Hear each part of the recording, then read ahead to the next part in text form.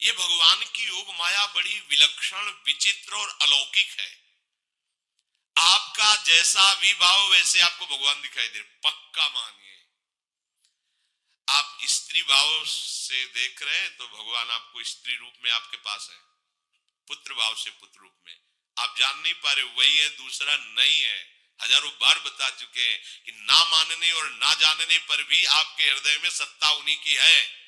जिस दिन वो भगवान अंतर ध्यान हो जाते, प्यारे पुत्र, प्यारी पत्नी, प्यारे सुहृद मित्र आदि को आप चिता में जला देते हैं, तो था ना आपके हृदय में आदर, पर आप अनजाने से भी भगवान का ही आदर करते हो। अगर जान करके आदर कर लो तो तुम मुक्त हो जाओ इस दुख से, इस प्रपंच से। श्री भगवान कहते हैं कि मेरे अज अविनाशी स्वरूप को ये मूढ़ लोग नहीं जानते हैं, केवल वही जान सकता है जो मेरा आश्रय लेकर के मेरे को पुकारता रहता। भजन का मतलब तब पुकारना, भगवत चिंतन करना। वेदाहम शमतीतानि वर्तमानानि चार्जुन भविष्याणि च भूतानि माम तु वेद न कश्चन। हे अर्जुन, जो प्राणी भूतकाल में हो चुके हैं तथा जो वर्तमान में है और जो भविष्य में है, उन सब प्राणियों को मैं जान रहा हूं। जैसे आंवला ऐसे रख लो तो चारों तरफ से देख सकते हो, ऐसे भगवान अनंत ब्रह्मांडों को, जीवों को एक साथ देख रहे हैं। यही भगवान की भगवत्ता है, एक साथ देख रहे हैं। कोई भी जीव ऐसा नहीं है जिसको भगवान का दुलार नहीं मिल रहा हो, कहीं भी हो, अनंत ब्रह्मांड सबके लिए जो आवश्यक हो भेज रहे हैं, कोई भूखा नहीं रह सकता। एक बार वीर शिवाजी समर्थ गुरु श्री रामदास स्वामी जी के पास गए और कहा कि स्वामी जी अकाल पड़ा हुआ है, तो हमने सारा का सारा खजाना खोल दिया और सबको पवाया। तो गुरु बड़े कृपा सिंधु थे, उन्होंने देखा कि इनके हृदय में एक गर्व का अंकुरण हो रहा है कि मैं भरण पोषण किया सबका अकाल में। उन्होंने कहा कि शिवू यह हथौड़ा उठाओ, आओ चलो हमारे साथ। एक बड़ा पत्थर का, इसे तोड़ो। महाराज जी तोड़ा, हटाया तो नीचे मिट्टी में दबा हुआ स्वस्थ मेढक एक ऐसा, बिल्कुल। बोले इसको किसने दिया? देखो ना कितना स्वस्थ है, पुष्ट है, इसको कौन आहार दे रहा है, इसको कौन प्राण पोषण कर रहा है? बोले भगवान। तो बोले तुम कैसे दाता बन गए? संपत्ति तो सब भगवान की है, भगवान ही सबका, ये अहम मत करो कि तुम पोषण करते हो, नहीं। छोटी सी वृत्ति को भी गुरुदेव बर्दाश्त नहीं करते। जो गुरु शरणागत होता है वो उनकी बात समझता है, अन्यथा वो अपनी मनमानी वृत्ति को ही आदर देता है, गुरु की आज्ञा वृत्ति को नहीं देता। छोटा सा भी अभिमान का कण अपने जनों में गुरुदेव को बर्दाश्त नहीं होगा, क्योंकि यही भगवत प्राप्ति में बाधा बन जाएगा। कितने जीव चराचर जगत में, देखो हमारे भगवान की भगवत्ता, सबको देख रहे हैं, सबको व्यवस्था दे रहे हैं, सब कुछ देख रहे हैं। तीन प्रकार की लीला हो रही, कहीं पालन लीला, कहीं सृजन लीला, कहीं विनाश लीला, उन्हीं के द्वारा हो रही, वही देख रहे हैं, वही कर रहे हैं। अगर ये बात तुम्हारी समझ में आ जाए तो अभी भगवान की शरण हो जाओ, पर अहम के कारण ये बात समझ में नहीं आती। जो भूतकाल में हो चुके हैं, वर्तमान में हैं, जो भविष्य में होंगे, सबका प्रभु वर्तमान की तरह देख रहे हैं, दर्शन कर रहे हैं। परंतु मुझे मेरे भक्त के सिवा कोई नहीं जानता है। भक्त के सिवा कश्यन, कोई भक्त बिरला, वही केवल भगवान को भगवान सबको देख रहे हैं, भगवान की दृष्टि सब पे है। अगर ये बात आपकी समझ में आ जाए तो अभी आनंद आने लगेगा। मैं भगवान की दृष्टि में हूं, बस बस। आज हमें सत्संग से बात मिली कि मैं भगवान की दृष्टि में हूं, मुझे वो देख रहे हैं, बढ़िया बन गया। अब आप पाप कैसे करोगे?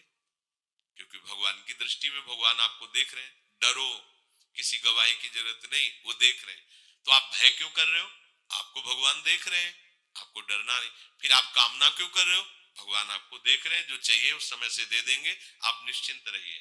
अगर आप अहम करोगे तो दुख भोगोगे, आश्रित रहोगे तो सब अपने आप निर्वाह हो जाएगा।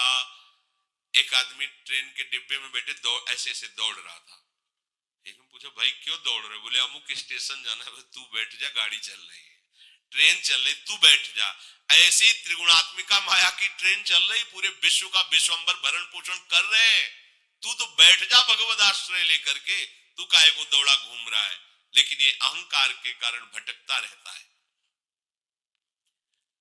भूत, वर्तमान और भविष्य काल, ये तीन विशेषण देकर भगवान कह रहे हैं कि मैं सबको देखता रहता हूं, जो हो गए, जो हैं, जो होंगे। भूत के प्राणी, भविष्य के प्राणी अथवा वर्तमान के प्राणी सभी भगवान की दृष्टि में वर्तमान की तरह ही है। ये भूत, भविष्य, वर्तमान काल केवल हम लोगों की दृष्टि में भेद है, भगवान की दृष्टि में नहीं। हो चुका, होगा, हो रहा है, भगवान की दृष्टि में सब हो रहा है, पीछे का भी, अब का भी, सब सामने चल रही सीन। हमारे हृदय में विश्वास हो जाए प्रभु हमें देख रहे हैं। अभी तो हमें ये नहीं पता कि हम भजन कर रहे हैं, भगवान पता नहीं जान रहे हैं कि नहीं जान रहे। अभी भक्ति में रंग आ जाए, अगर ये बात समझ में आ जाए कि प्रभु देख रहे हैं हमें। देखो जब हमारे गुरुजन बैठकर सुनते हैं और जब गाने को अवसर मिलता है तो ज्यादा उत्साह होता है कि बैठे सुन रहे हैं। ऐसे अगर हम मान ले कि हमारे प्रभु सुन रहे हैं, हम जो भजन कर रहे हैं हमारे प्रभु देख रहे हैं, जो सेवा कर रहे हैं भगवान हमारे स्वीकार करें, प्रियालाल स्वीकार कर, अभी भक्ति का रंग आ जाए, ये बात हमारे हृदय में बैठ जाए कि मैं हर समय प्रभु की दृष्टि में हूं, हर समय मैं अपने आराध्य देव की दृष्टि में हूं, कितना आनंद आएगा।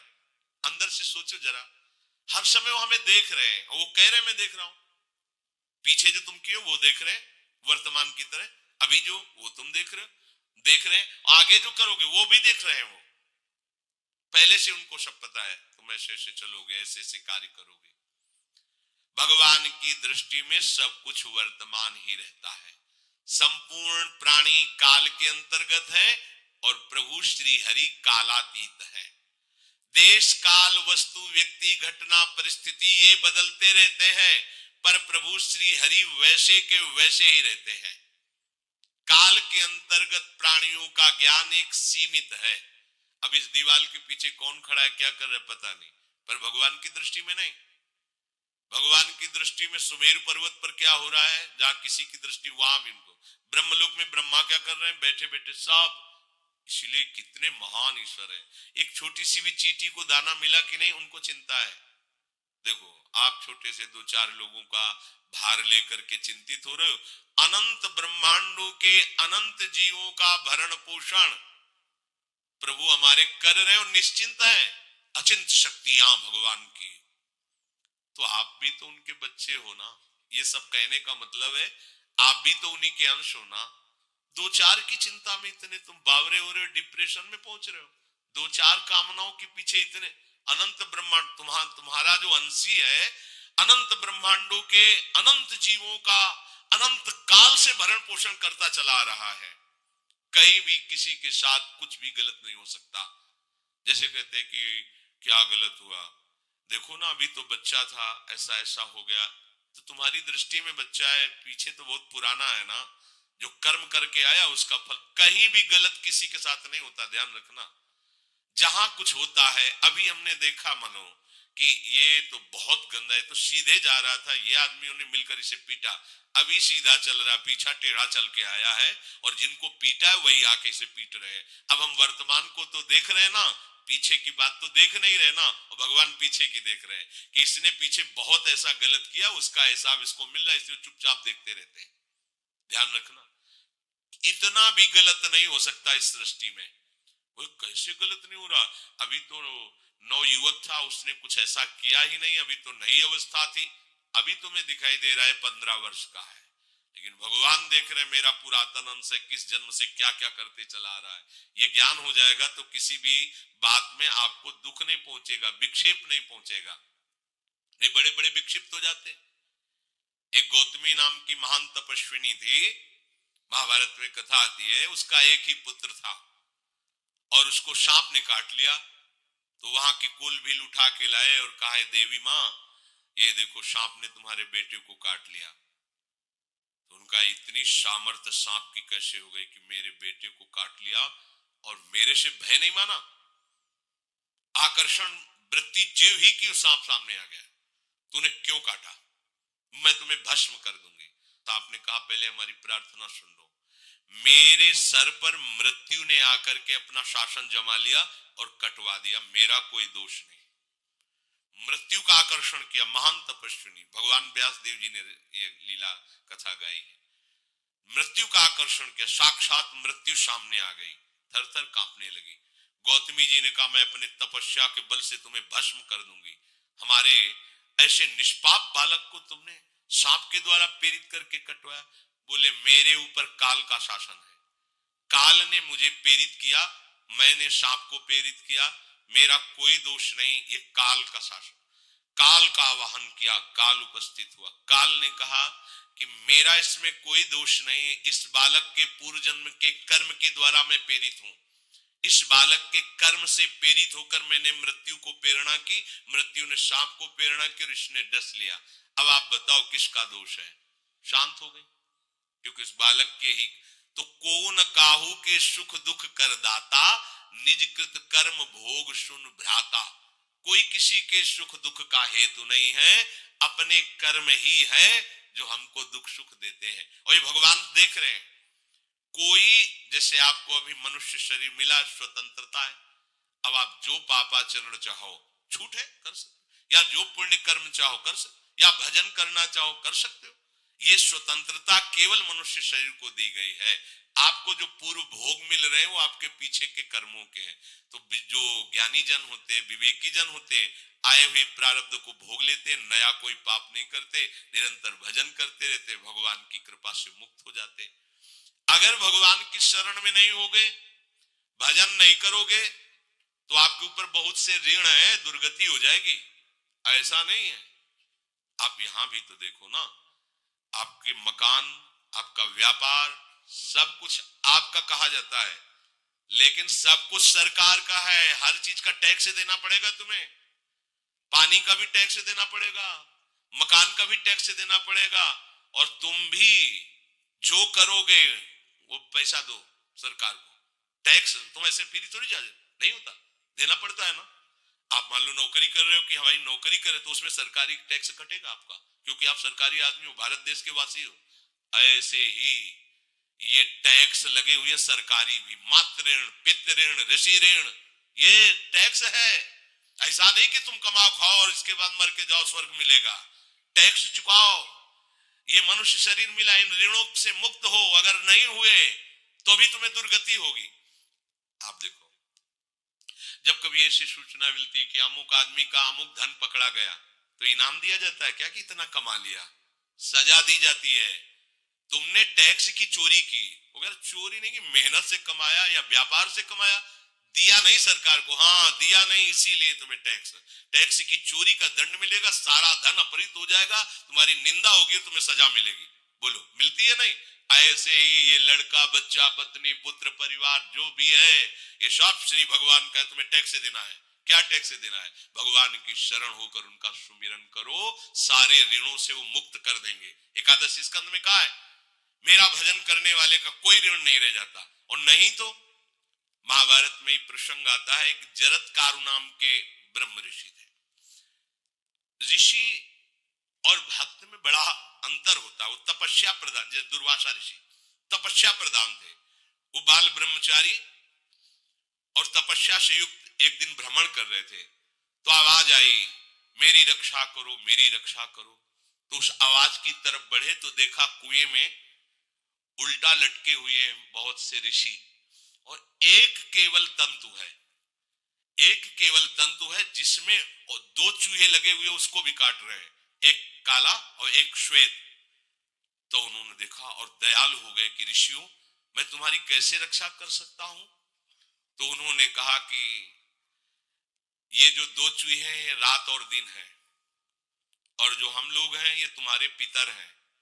ये चूहे तुम्हारी आयु को काट रहे हैं, एक तंतु हमारे कुल में केवल तुम ही हो, और तुमने तपस्या की ठान ली, ब्याह किया नहीं, गृहस्थ धर्म में गए नहीं, पुत्र हुआ नहीं, तो तपस्या में, भक्ति में एक दम है कि सब ऋणों से मुक्त कर देगी। ये बात ध्यान रखना, तपस्वी अलग है, भक्त अलग। इसलिए पीछे चर्चा आई थी, कि तपस्वियों से भी अधिक, ज्ञानियों से भी अधिक, कर्मकांडियों से भी अधिक वो मेरा भक्त योगी होता है। तुमने तो ब्याह किया नहीं, तो अब ये तंतु रात दिन तुम्हारे जीवन को काट रहे, जहां तुम खत्म हुए हम सब नरक में गिर जाएंगे। पितरों ने कहा तुम पितर ऋण से युक्त हो, मुक्त तभी होगे जब ऐसा करो। वो दृश्य खत्म, अंतर ध्यान हो गया। वो बड़े दुखी हुए कि क्या करें, तो उन्होंने मन में निश्चय किया कि ब्याह तो करूंगा पितरों के उद्धार के लिए। इतने बड़े तपस्वी हैं जरत्कारु जी, बड़ी महिमा है, लेकिन बात यहां फंस गई, पितृ। उन्होंने मन में निश्चय किया कि कोई आके अपनी कन्या दे दे और उसका भी नाम जरत्कारु हो, मैं बिल्कुल भरण पोषण नहीं करूंगा और कभी हमसे कोई प्रश्न ना करे, ऐसी अगर कोई कन्या देगा तो मैं स्वीकार कर लूंगा। अब ऐसे ना नगर जाना है ना किसी से बात करनी, तो वृक्षों से कहते अपने पितरों के उद्धार के लिए मैं चाहता हूं कि कोई पाणी ग्रहण संस्कार करा दे, कोई हमारे नाम की कन्या को दे दे, और ऐसा ऐसा व्रत है। ऐसा ही बोल रहे थे, वासुकी नाग उपस्थित हो गए और उनकी बहन का भी नाम जरत्कारु था। उन्होंने कहा सुनिए महाराज, मैं नागराज वासुकी हूं, सब देव रूप में, कोई ऐसे नहीं सांप वैसे वाले देव रूप, सुंदर कन्या जरत्कारु। बोले एक कन्या मैं आपको समर्पित करता हूं, हमारा सौभाग्य होगा आप जैसा महर्षि हमारी बहन का पति बने। इसका भी नाम जरत्कारु है, और आपकी जो इच्छा है कि मैं भरण पोषण नहीं करूंगा तो मेरे पास संपूर्ण वैभव है, आप भी पधारिए, मैं आपका भी भरण पोषण करूंगा, अपनी बहन का भी। तीसरी बात, मेरी बहन इतनी शास्त्र सम्मत आराधना से युक्त है कि वो कभी आपसे प्रश्न ही नहीं करेगी, तो उनका स्वीकार है। प्रसन्न हुए, चले गए। काफी समय तक उनके महल में रहे। एक दिन जरत्कारु अपनी जरत्कारु पत्नी की गोद में सर रख कर ऐसे लेटे हुए थे, सो गए। वो शास्त्रज्ञ थी, संध्या का काल था, संध्या काल में निषेध है मैथुन करना, भोजन करना और स्वाध्याय करना, ये सब संध्या काल में बस भगवत स्मरण प्राण लोकवत। लेकिन हमारे यहाँ महारानी जी की संध्या आरती और संध्या भोग लगने के बाद ये इसीलिए वृंदावन धाम इसका कहीं भी ये वेदान्न संन्यस्त, वेदों से भी ऊपर उठी हुई रसमयी रसोपासना है, प्रियालाल की महल है। ये जगत सिद्धांत नहीं है, ये जगदीश का भी सिद्धांत नहीं है, ये प्रेम सिद्धांत है। वृंदावन नित्य विहार रस है, इसलिए इसको बीच में बता देते हैं कहेंगे दूसरे को तो, और यहाँ शाम के तो भोग ही लगता है, गान बजान होता है, बकाया सिद्धांत है। आंख मूंद करके या तो गायत्री जप या जो गुरु मंत्र चुपचाप शांत भाव से जपे, ऐसा। अब वो इस चिंता में थे कि मेरे पति का धर्म जा रहा है और मैंने आज तक कुछ बोला नहीं अपने पति से, अगर बोलती हूं तो हो सकता है ये नाराज हो जाए और छोड़कर चले जाए। अगर मुझे छोड़ देते हैं और इनका धर्म बचता है तो ये ठीक बात रहेगी। कितनी विवेकवान है। अगर ये सोते रह गए और सूर्य अस्ताचल को चले गए तो इनका धर्म लोप हो जाएगा, ये मैं होने नहीं दूंगी, अपने पति का धर्म लोप नहीं होने। और वो उस समय भी केवल एक लंगोटी लगा के रहते थे, अस्थि मात्र हो रहे शरीर, वहां भी ऐसा नहीं कि दूल्हा बन करके सज, नहीं, वैसे ही केवल पितरों की तृप्ति के लिए उन्होंने बात स्वीकार की थी। उन्होंने कहा महाराज उठिए, संध्या का समय है, शास्त्र निषेध करता है इस समय सोना नहीं चाहिए, नहीं आपके धर्म का लोप हो जाएगा। महाराज उठिए, सूर्य अस्ताचल को बस पहुंचने ही वाले हैं, उठिए। उठे एकदम लाल आंख करते हुए, तुमने हमें टोका कैसे, तुमने हमसे प्रश्न कैसे कर दिया, मैं अभी तुम्हारा त्याग करता हूं। बोले स्वीकार है, आपके धर्म का लोप ना हो। कहीं सूर्य अस्ताचल को चले गए, आपने अर्घ नहीं दिया तो जीवन भर की आपकी उपासना में कलंक लग जाएगा कि आपने संध्या काल में शयन करते हुए सूर्य आराधना नहीं की, आपके धर्म का लोप हो जाए। बड़ा सूक्ष्म धर्म का विषय। तो उनका सूर्य की ताकत कैसे कि मैं सोता रहूं और वो अस्ताचल को चले जाए, ऐसे महात्मा थे। कहा सूर्य की ताकत कैसे, भगवान व्यास देव जी ने लिखा है, किसी कहानी की बात नहीं। सूर्य की सामर्थ्य कैसे है कि मैं अर्घ ना दूं और अस्ताचल को चले जाए, सूर्य तब तक रुके रहते जब तक मैं सोता रहता, पर तुमने टोक दिया, अब मैं चला। जब चले तो उन्होंने कहा हमारे गृहस्थ धर्म का जो फल होता है, आपके पाणी ग्रहण स्वीकार का जो फल होता है उसको बिना दिए आप कैसे चले जा रहे हैं? तो उनका आस्ति वो है, चले गए। उसी से आस्तिक मुनि का प्रादुर्भाव हुआ और उन्होंने आगे बड़ा चरित्र है उनका, आस्ति, तो उसी से नाम रखा आस्तिक। आस्तिक उन्होंने जन्मेजय की यज्ञ को बंद किया। आप सोचो, एक पितर की तृप्ति के लिए उनको ये सब करना पड़ा। और श्री हरिशरणम और निरंतर भजन, तो मातृण, पितृण, देवऋण, ऋषि ऋण, सब ऋणों से उपासक मुक्त होकर के परम धाम को जाता है, एकमात्र भगवदास है। पर ये मूढ़ जन इस बात को नहीं जान पाते हैं। बिना कारण कृपा करने वाले प्रभु जीव को मनुष्य शरीर देते हैं। ये मनुष्य शरीर अंतिम शरीर है, अगर इसमें नहीं बना तो फिर चले जाओगे 84 लाख योनियों के चक्र में। इसी शरीर में अनंत जन्मों के संचित कर्म समुदाय का नाश करके भगवत प्राप्ति होती है या मोक्ष पद मिलता है। कौन सा प्राणी किस गति को जाएगा भगवान देखते हैं पर संकल्प नहीं करते, ध्यान रखना, क्योंकि आगे की भी देख रहे हैं। वो देख रहे हैं जो तुम कर रहे हो वैसी गति बनती चली जाएगी, भगवान संकल्प नहीं करते। भगवान तो एक बार संकल्प कर दिया, एको हम भविष्यमा, उसी में बहुत रूपों में प्रकट हो गए। अब तुम्हें संकल्प करना है कि इस जन्म में मुझे भगवत प्राप्ति करनी है। जो संत शास्त्र सदगुरुदेव कह रहे हैं ऐसा करो ऐसा ना करो, यदि आप इस भावना को स्वीकार करके आराधना करेंगे तो निश्चित निश्चित भगवत प्राप्ति इसी जन्म में हो जाएगी। प्रभु केवल तुम्हें निमित्त बनाना चाहते हैं, कल्याण तो वही करेंगे। जैसे अर्जुन से कह रहे हैं भीष्म आदि द्रोण आदि मेरे द्वारा मारे जा चुके हैं, तुम केवल निमित्त मात्र भव सव्यसाची। ऐसे ही अय उपासक तू केवल निमित्त बन जा, जो शास्त्र सदगुरुदेव आज्ञा करते हैं वैसे ही तू चल दे अपने मन को मार के, केवल तू निमित्त बन जा। कल्याण या भगवत प्राप्ति या मोक्ष वो तो भगवत कृपा से होगी। पूरी उद्धार की सामग्री तेरे अंदर जागृत कर देंगे प्रभु, केवल तू निमित्त बन जा, मेरी कृपा तेरी सारी बात बना देगी। विश्वास करो, इस बात पर विश्वास करो। भगवान कह रहे तुम निमित्त बन जाओ, जो आदेश कर रहे हैं वैसा पालन करो, काम तो सब मेरी कृपा कर देगी। जो ऐसे मनुष्य शरीर ऐसी कृपा प्राप्त होने पर भी भगवत प्राप्ति नहीं कर पाता, तो मयानुकूलेन नभस्वतेरितम पुमान भवाब्धिम न तरेत सा आत्मा।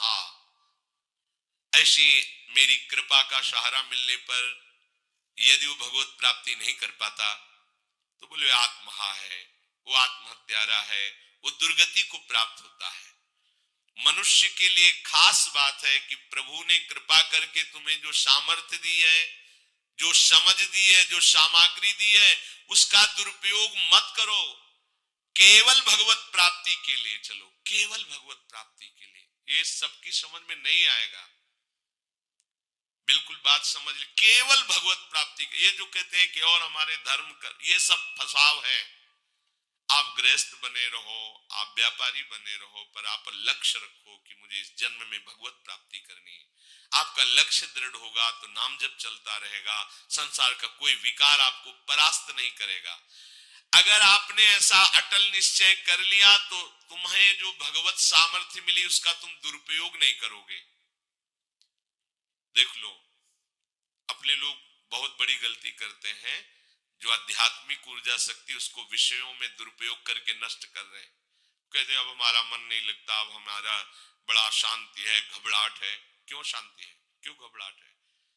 जब तक तुम धर्म विरुद्ध नहीं करोगे तो अशांति नहीं हो सकती, भय नहीं लग सकता, विषाद नहीं हो सकता, क्लेश नहीं हो सकता। लिख लो ये बात, किसी को भी कभी भी भय महसूस हो रहा है, अशांति महसूस हो रही, घबराहट महसूस हो रही, आप भगवत प्रदत्त शक्ति का दुरुपयोग कर रहे हैं, समय का दुरुपयोग कर रहे हैं, सामग्री का दुरुपयोग कर रहे हैं, अर्थात कोई न कोई अधर्म आचरण कर रहे हैं।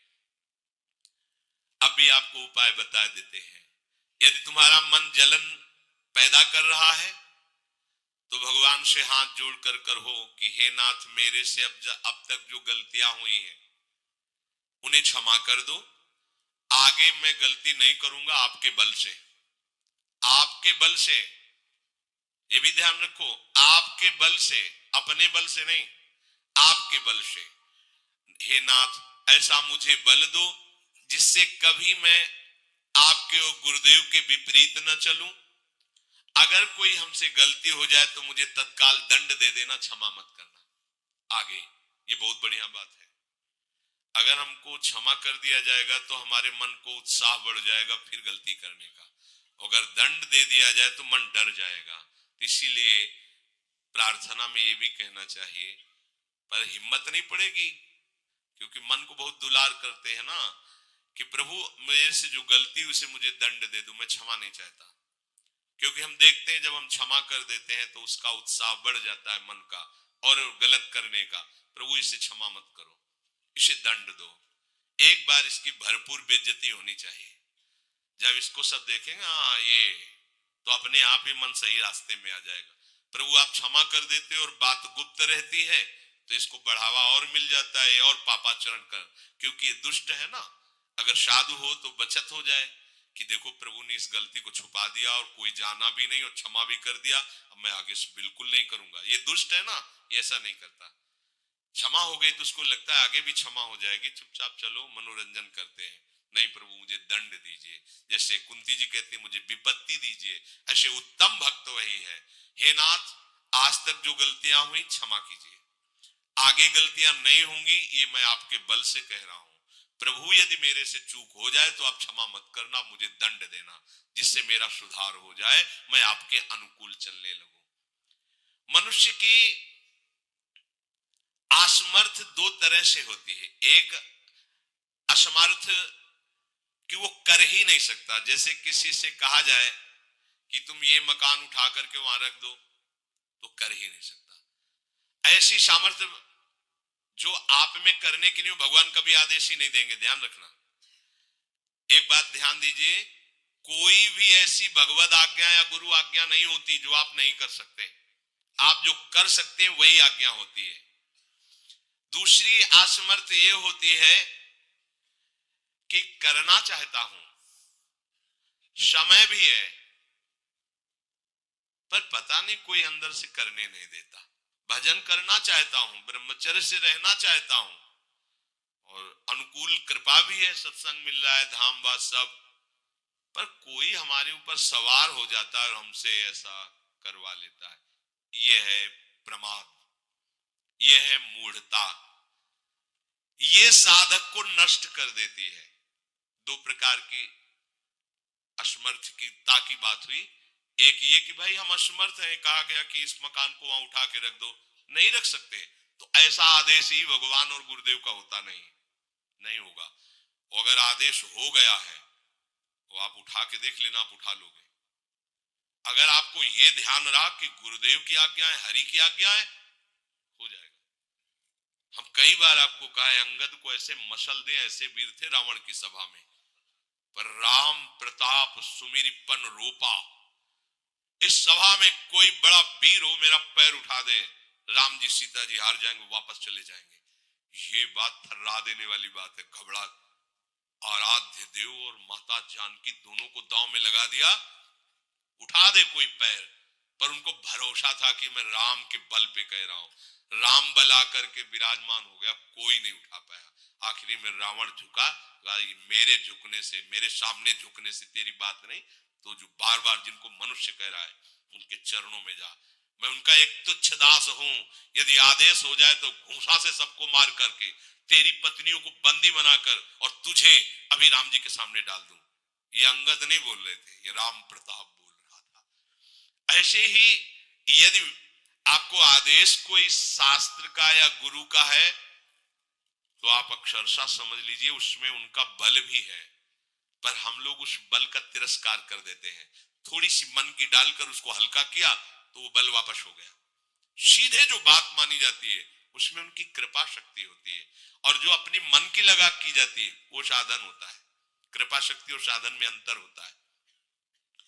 तो जो हम कर सकते हैं, आदेश है, हम करना भी चाहते हैं और नहीं करते हैं, इसका हमारे अंदर प्रमाद का राज्य है। प्रमाद। लोग कहते हैं कि पता नहीं कोई हमारे दिमाग में आके कर जाता है। हाँ भूत आता है, भूत। अब ऐसे लोगों को बावरा कहते हैं। अब इनको ऐसी जगह पहुंच जाए जहां सही निर्णय नहीं होता और ये कर देना, वो कर देंगे। उनको लगता है कोई है, बोले है ऊपरी चक्कर है, अल्ले ऊपरी चक्कर हो, घूम रहे हो पागल बने, ऊपरी चक्कर कुछ नहीं, ऊपरी चक्कर नहीं भीतरी चक्कर है। ये भीतर का तुम्हारा वासनात्मक प्रपंच ही तुम्हें नचा रहा है। विवेक का जागरण करो। किसी की अरे प्यारे तुम हरि के अंश हो। स्मशान में रात्रियां व्यतीत हुई, स्मशान में गंगा के किनारे भूतों के बीच में, कोई भी नहीं, कुछ नहीं।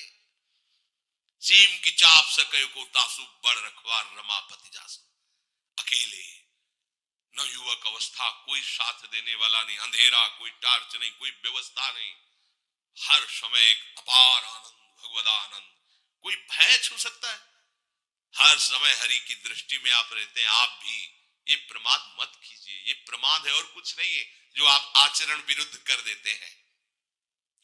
अब क्या होता है, वो समझ पाता नहीं, उसके पीछे कर्म परंपरा लग जाती है, फिर वो हार जाता है कि मेरे से भजन वजन नहीं होने वाला, संयम से नहीं चलने वाला। अब वो योनि पर योनि प्राप्त करता चला जाए, ये योनि यो योनि।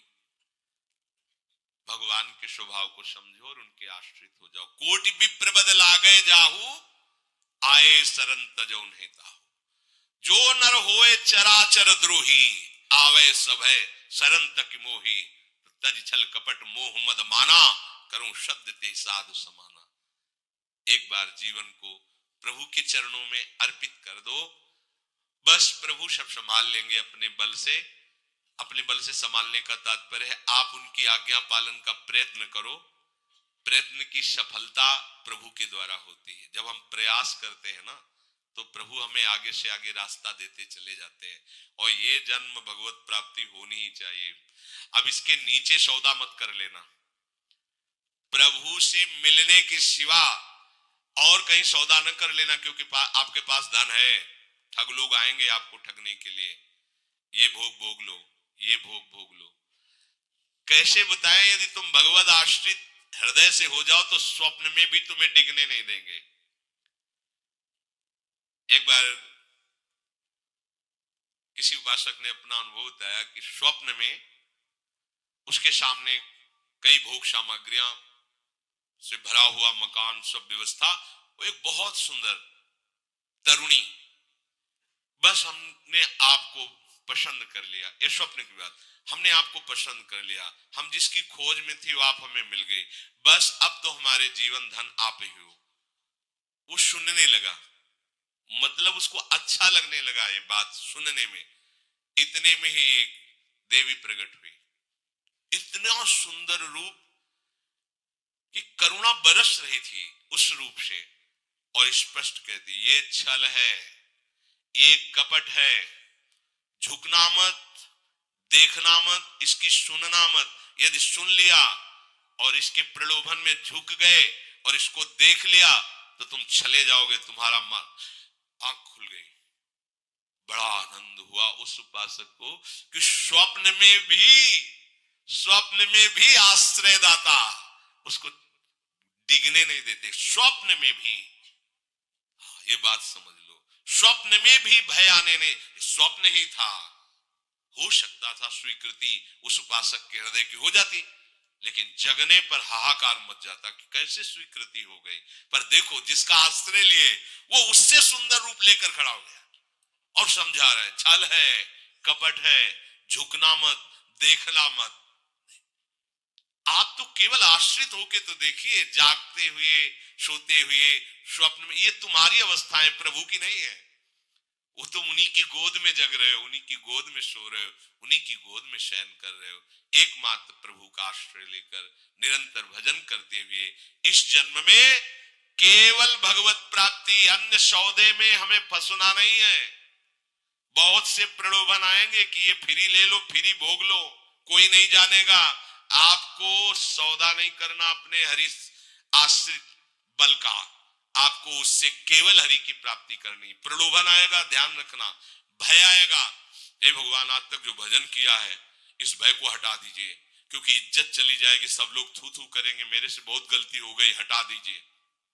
हरि मुझे दंड दो, पूरी सभा में मेरा तिरस्कार करवाओ, ये मन लाख समझाया नहीं समझा, अब जब बेइज्जती होगी ना इसकी तब समझेगा, कुछ नहीं होगा और कृपा हो जाएगी, आगे बढ़ जाओगे। बिल्कुल अपने भजन को खर्चा मत करना, ना भय में और ना किसी सुख प्रलोभन में, तो इसी जन्म में भगवत प्राप्ति हो जाएगी।